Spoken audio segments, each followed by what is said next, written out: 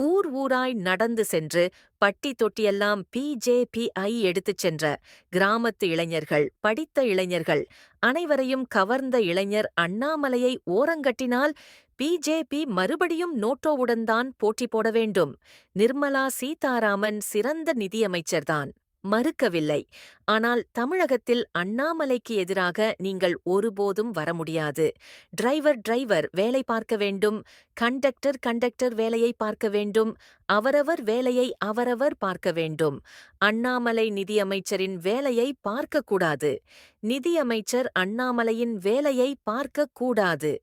KT. Raghavan போன்றவர்களால் கட்சியை ஒரு சதவிகிதம் கூட வளர்க்க முடியாது. இந்த தமிழகம் வந்து செல்லும் ஒவ்வொரு முறையும் பிஜேபியின் வாக்கு வங்கி மளமளவென சரியும்.